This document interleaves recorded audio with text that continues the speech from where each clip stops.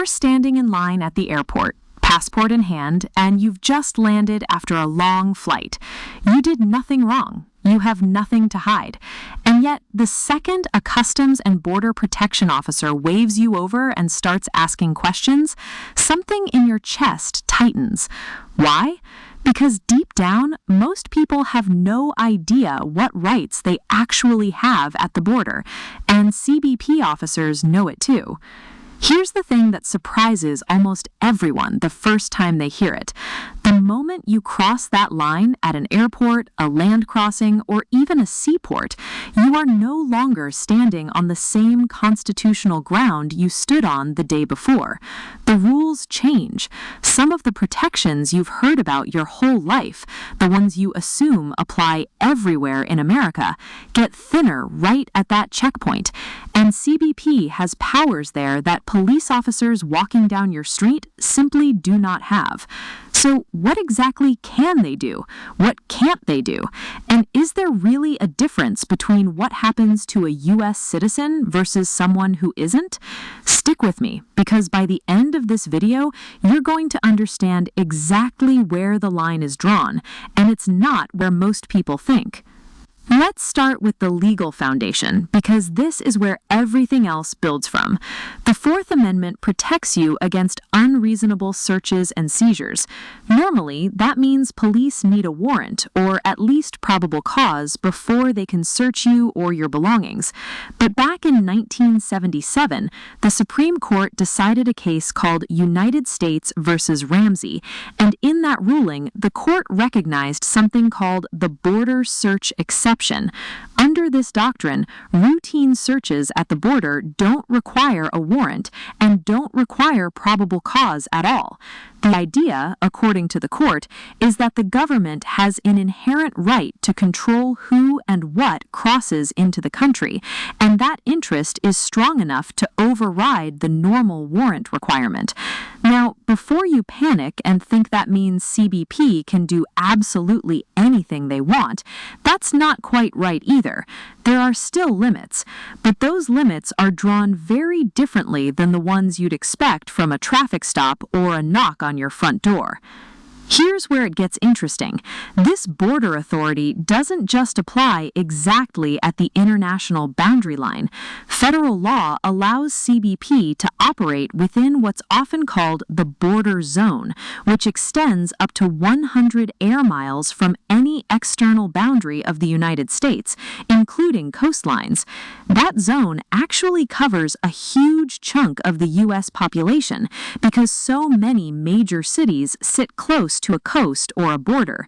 Inside that zone, CBP and Border Patrol agents have expanded authority to conduct certain immigration-related stops, though it's important to understand this is not identical to their authority right at the actual border checkpoint itself, and routine questioning is not the same thing as a full search. Now let's talk about the question everyone actually wants answered. What happens when they ask about your phone? This is where a lot of people get genuinely shocked. You've probably heard of the Supreme Court's decision in Riley versus California from 2014, where the court ruled that police generally need a warrant to search the contents of your cell phone, even when you're arrested.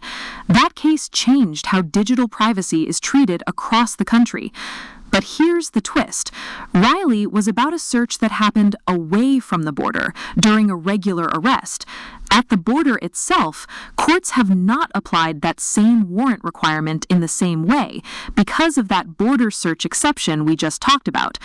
What this means in practice is that CBP officers can, in many cases, conduct what's called a basic manual search of your phone or laptop, meaning they can look through it without a warrant and without needing individualized suspicion that you did anything wrong. That's a routine basic search. But there's a second category that matters even more, and this is where the law starts to get genuinely contested. Some searches go further than just scrolling through your phone.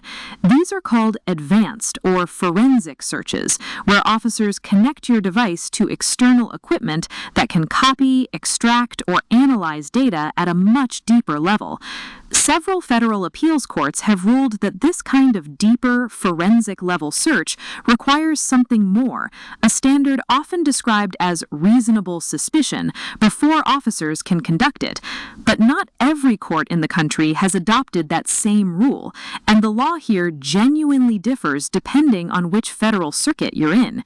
This is one of those rare areas where the map of your rights can quite literally shift depending on which airport you land at.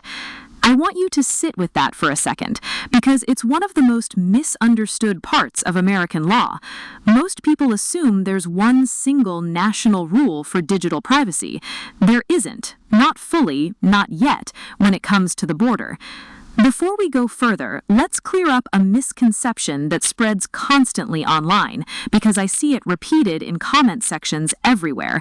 A lot of people believe that because Riley versus California guarantees warrant protection for phone searches, that protection automatically follows them anywhere in the country, border included. It doesn't. Riley was a landmark case, and it fundamentally reshaped digital privacy law for ordinary domestic policing, but the border operates under its own separate constitutional framework, one that predates smartphones entirely and has simply been stretched to try to cover them. That's part of why courts across the country haven't fully agreed on where the limits should sit. You're not dealing with settled, uniform law here.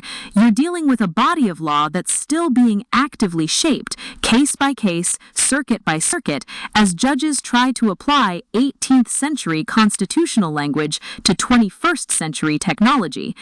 Now, here's a question that comes up constantly, and the answer surprises almost everyone. Can they force you to unlock your phone or give up your password? The honest answer is that it depends heavily on your immigration status, and this is one of the most important distinctions in this entire video. If you are a U.S. citizen, CBP cannot deny you entry into the country simply because you refuse to provide your device password. You have an absolute right to return to your own country. However, and this is the part that catches people off guard, officers may detain your device. They can seize the phone or laptop itself, sometimes for an extended period, while they attempt to access it through other means. So refusing doesn't necessarily protect your data from ever being searched. It may just delay it and cost you your device for a while. For lawful permanent residents, green card holders, the situation gets murkier, and outcomes have varied. For visa holders and other non-citizens, the leverage CBP holds is far greater because, unlike citizens, they generally do not have an unconditional right to enter the United States. Refusing to cooperate with a device search can, in some circumstances, lead to a denial of entry for a non-citizen. This is a genuinely serious decision that depends on your specific immigration status, and it's exactly the kind of situation where speaking with an immigration attorney beforehand, if you know you're carrying sensitive information, can make a real difference. There's another layer to this that almost nobody outside of immigration law circles ever hears about, and it involves what happens away from the actual checkpoint, out on the open road. Back in 1973, the Supreme Court decided a case called Almeida-Sanchez versus United States, and it drew an important boundary. In that case, a roving Border Patrol unit stopped and searched a vehicle miles away from any actual border crossing, without a warrant and without consent. The court struck that search down, ruling that the broad, warrant-free authority that applies right at the border doesn't automatically stretch to cover every stop that happens somewhere within that wider 100-mile zone we talked about earlier. In other words, being inside that zone doesn't hand agents unlimited power to pull you over and search your car simply because you're in the general vicinity of the border. For a roving patrol stop away from a fixed checkpoint, agents generally still need reasonable suspicion tied to something specific, not just your location on a map. This matters because it shows something a lot of people miss entirely. Your rights don't collapse the instant you drive within 100 miles of a coastline or a boundary line. The full weight of that reduced protection border authority is strongest right at the actual crossing point itself, the checkpoint, the inspection booth, the customs hall. As you move further from that fixed point, the legal analysis shifts, and officers typically need more than just geography to justify stopping and searching you. Let's shift to something almost nobody thinks about until they're standing there living it: your right to remain silent. You've heard those words 1,000 times from television, but do they actually apply in a customs line? The answer is layered. The Fifth Amendment protects you from being forced to incriminate yourself, and that protection doesn't vanish at the border. But routine questions about your citizenship, your travel purpose, and basic biographical information are considered part of CBP's Administrative Inspection Authority that comes from federal immigration law, including the inspection powers under the Immigration and Nationality Act. Refusing to answer basic questions like these, if you're a U.S. citizen, generally won't result in criminal charges, but it absolutely can result in a longer, more intensive secondary inspection. Officers may become more suspicious, more thorough, and far less quick to let you move along. This creates a strange psychological dynamic that catches a lot of people off guard. Staying completely silent doesn't function the same way at the border as it might during a police interrogation back home. It can escalate the encounter rather than end it. That doesn't mean you're required to answer every question they throw at you. You're not. But it does mean the calculation is different, and going in with an all-or-nothing mindset can sometimes work against you rather than for you. Now, here's a fact that genuinely stops people in their tracks. Unlike a typical arrest where you're read your Miranda rights the moment you're taken into custody for a crime, routine CBP questioning at entry is generally treated as administrative rather than criminal in nature. Miranda warnings become relevant once you're in custody and being interrogated specifically about a crime, not during standard entry processing. That distinction matters enormously because it changes what protections are actively switched on during your encounter. Let's talk about something else that surprises people: the right to have a lawyer present. If you've ever watched a courtroom drama, you probably assume you can just say, "I want my lawyer," and everything pauses until one arrives. At the border, during routine primary or secondary inspection, that right functions very differently than it would during a formal criminal interrogation. CBP is not constitutionally required to provide you immediate access to an attorney simply to answer basic entry questions. If the situation escalates into a criminal investigation, different protections begin to apply.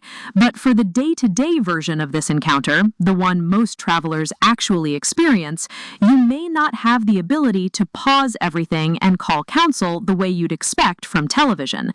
This is exactly why understanding these rules before you travel matters so much more than trying to figure them out in the moment, standing in a fluorescent-lit inspection room with a bored officer waiting on your answer. Let's bring in a scenario to make this real. Imagine a U.S. citizen coming back from a business trip abroad. An officer pulls her aside for secondary inspection and asks her phone password to check something related to a customs concern. She's nervous, she's tired, she doesn't know what to say. If she refuses, she cannot be denied entry into her own country. That's a right that stays intact no matter what. But her phone might be held. It might be examined later using other methods. The encounter might take longer, and it might feel uncomfortable.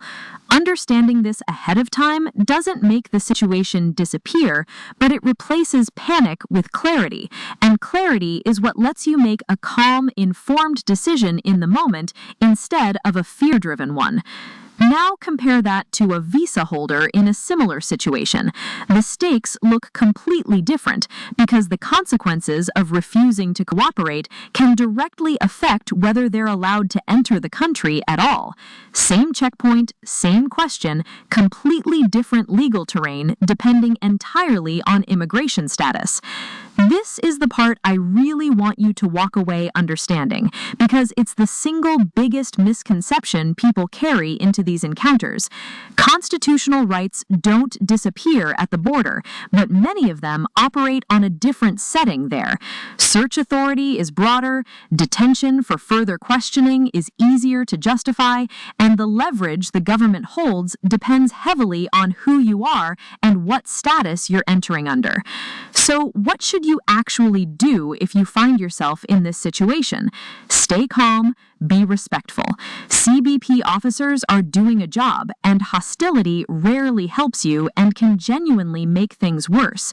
You can decline to answer certain questions, but understand that doing so may extend your inspection rather than end it. If you're a citizen, remember that your right to enter the country is not conditioned on your cooperation with a device search, even though your device itself might be temporarily retained. If you're traveling with sensitive, professional, legal, or personal data on your devices, consider in advance what you're comfortable exposing, because once you're standing at that counter, your options for protecting that data narrow considerably. And if things escalate, if you're detained for an extended period, if you believe your rights were violated, if the situation shifts from administrative questioning into something that feels like a criminal investigation, that's the moment to clearly and calmly state that you want to speak with an attorney, and to remember the details of the encounter as precisely as you can for later. Here's the truth most people never hear until it's too late. The border isn't lawless, but it's also not the same legal environment you live in every single day. It's a distinct constitutional zone with its own history, its own Supreme Court precedent, and its own evolving rules around technology that the courts themselves are still actively working out. The officers you meet there operate under real legal authority, but that authority has edges, and now you know where several of those edges actually are. Knowing this before you travel isn't about being combative or difficult. It's about walking through that checkpoint with your shoulders back instead of your stomach in knots, because you understand exactly what's happening and why. That shift from confusion to clarity is what this channel is built on. If this raised even more questions for you, especially about what happens when police, not CBP, ask to search your phone during an ordinary traffic stop back home, that's a completely different set of rules, and I've broken it down in another video on this channel. Go watch that one next, because the contrast between those two situations might be the most eye-opening comparison you'll see all week.